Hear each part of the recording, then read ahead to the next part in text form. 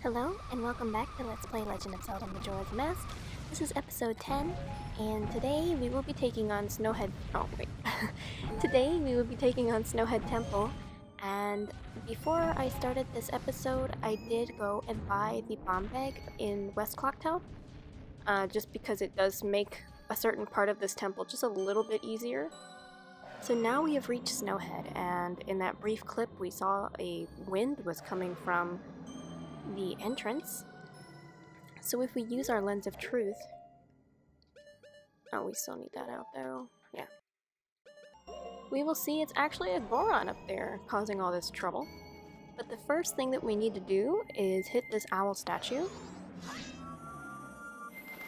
And if you remember from last episode, there is a song that puts Gorons to sleep. Okay, we need to get as close as we can. And we need to play the Goron's lullaby. This is how we will make this Goron fall asleep, as we will see in this scene here.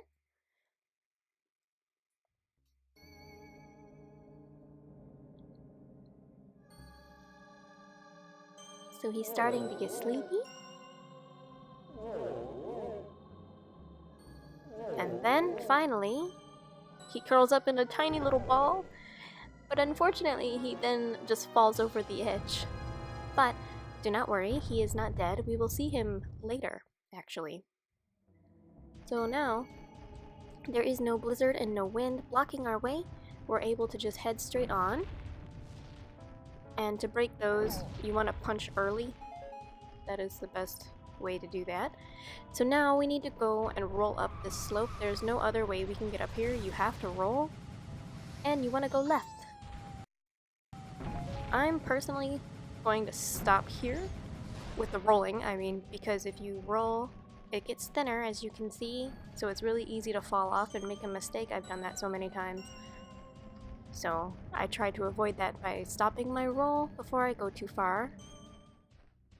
So now we are in Snowhead Temple.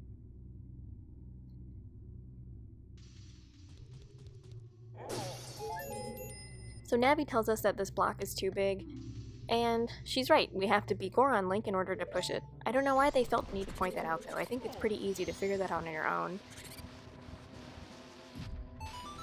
You want to go through this blue door. It's the only door that we're able to go through at the moment. And this temple is maybe one of my least favorite temples, and this is one of the reasons why. I really don't like this precision mechanic where you have to roll as perfectly as you can. The cold wind that is shown from the enemies that's blowing across that little bridge, that is going to freeze you in your place if you get caught in it, so you need to time it well. As this little clip shows us, this is a very tall temple, so it has several floors in it, and that is another mechanic of this temple that we will come into later. But right now, that's not something we need to deal with. First, we need to go through this orangey yellow looking door here. And this room is pretty simple. All you need to do is grab these blocks, and you want to pull it all the way out until you get about one stop before the edge. So right here, you need to stop, and then grab it from here and push it all the way into the back. So once you come in this room, and you grab this key. This chest here contains our first small key. And for us to get one of the stray fairies in this temple, we actually need to come down here and press this switch in Goron form. If you're in human form, the lava will burn your feet, so be careful with that. And then this chest holds our stray fairy. For some reason, after we open this chest, the fairy doesn't really come to us, so we can use our Great Fairy Mask in a minute to make her come, but I really wanted to get the arrows down here because we need those to progress. So let's quickly grab our Great Fairy Mask, and then we also need to head through the stairway to our left side, right here. And now, our only option is to melt this door here. And just like we did in Woodfall Temple, you need to shoot these arrows through a torch, and that will make it into a makeshift fire arrow, and then we can go through this door. So this is the same room that we were in for the entrance, but this is the other door that was locked that we couldn't get to before. And from here, it's pretty straightforward. All we're gonna do is open this chest. I think this contains either the map or the compass.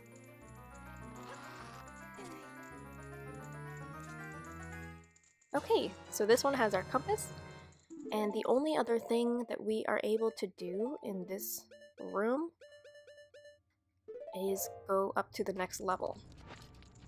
So, we need to break this open with a bomb. I just used the bomb mask. But as I mentioned earlier, I did go before this episode started, and I collected, or not collected, I bought the large bomb bag. So the next gimmick we need to do is break these ice, giant pieces of ice hanging from the ceiling. We need to break those so that we can go, on these little pedestals here. We can't go forward until we break these, so make sure you have enough arrows to do this. And you also don't want to shoot it too quickly, because if you do shoot it too fast, the animation isn't technically over, so it doesn't count. When I'm finished with this temple, oh yeah, you might want to avoid those. I'm wanting to have about 100 rupees, or close to 100 rupees. I would recommend you to do that as well if this is your first time playing through this game. And that fairy is hidden here, so you want to use your lens of truth to see that, but if you know it's there, you can just access it that way. We're gonna be done with the bomb mask for the rest of this temple, I think. So from here, I'm just gonna open this chest. We're gonna get our second small key. And there's only one more small key to obtain, but that will be a bit later. And just real quick, I want to get that rupee. So we're all done with those rupees, and we are close to 100, so we're almost at the rupee level that I want to be at. This is one of my least favorite rooms in this temple, simply because I don't like bows, and I don't like puzzles that are just meant to waste time. But maybe I'm being too pessimistic. I love this game, and I still enjoy this temple, but this was easily the hardest temple for me growing up. So now, to get the fairy in here, we need the lens of truth again. There's gonna be more of them?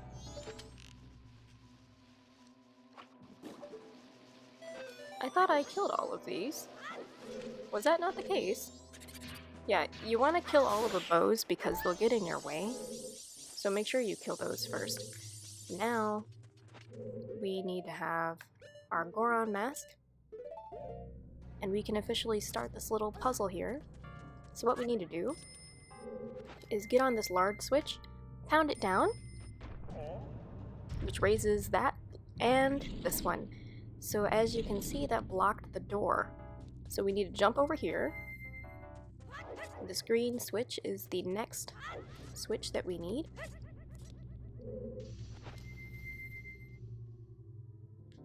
Oop, I thought I was curled, sorry. Pound this green switch, which raises this one over here, and now we need to smash this green one, or not green one, yellow one, back down, which will reveal the door again. So that's basically what this puzzle is. I feel like my explanation made it sound more confusing, but hopefully that made sense. And that's it, we're done. We're done with this room. And now, I like to line myself up, because we have to do this whole, like, rolling across the bridge kind of thing that we did before. And then, we need to line ourselves up and roll. Oh, not with full speed. Oh, I just can't. Sometimes it works and sometimes it doesn't. Oh, yeah, and playing on an emulator, it's a little glitchy. But you don't want to come in this room first, you actually want to go across first. We need to go in here. Just take my word for it, if this is your first time, you want to go in this side first. So take off your Goron mask, make sure you have enough arrows. 4 is not enough arrows. Y'all gonna just money? Okay, good. 10 more might not be enough, but hopefully, we'll see. And this is the first mini boss of this temple. There are 2 of them. we need to defeat Wizrobe. And how this is done is you have to wait until he's solid before you shoot him. If you shoot him before he is solid, you'll make him vanish. And he also does like a little dance, like this. And I think he will go into his next phase now. Yes. So now he's going into phase 2 where he's going to start running around like that. And he appears everywhere, but this one is the real one. It also helps that Navi will turn yellow. So she's yellow, that means that's him. That's the one that we need. This one's him. Oh no, you don't want to get hit by that. If you get hit by his attack, you will get frozen and you won't be able to move, and it's not fun. So that's it for this one. Pretty easy. Oh, and I guess we just warped right on top of the treasure chest. I didn't mean for that to happen, but it was funny.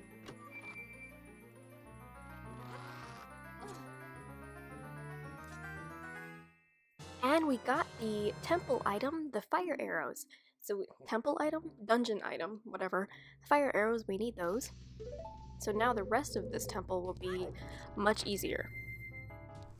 So the next thing we need to do is go back to where we came from and go through that door on the other side, and you want to have your fire arrows first. That's why you need to come to this side before you go over here. So there's a couple of things that we need to do here.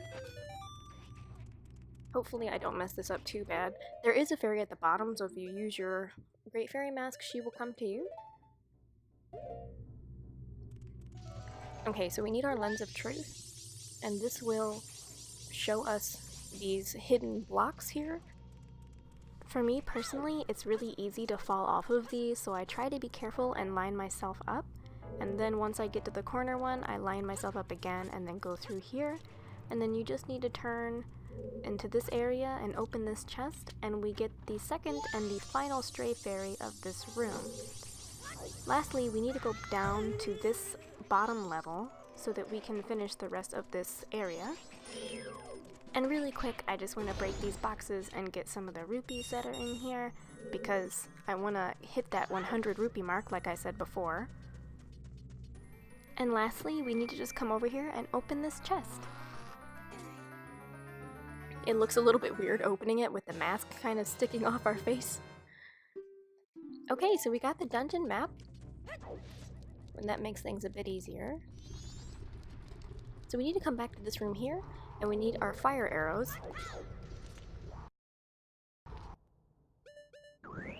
And how this is gonna work is, as with most Zelda games, you need to defeat all of the enemies in a given room. That's a pretty typical thing for Zelda, and just Nintendo in general, I suppose. And to save some arrows, you can just kill him with a sword. Makes things a lot easier.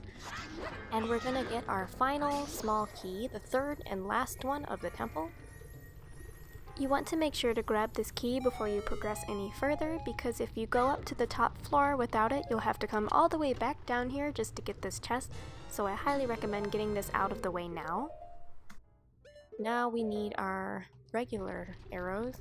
I guess you could use your fire arrows, but I think it's a little overkill if you use... Oh, wait a minute. That was a really bad lineup. Hang on.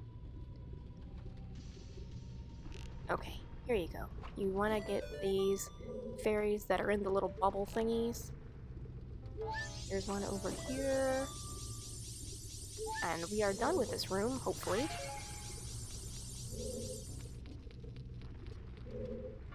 So now we need to go back up to this room. I call this the elevator room because this is how we are going to get back up.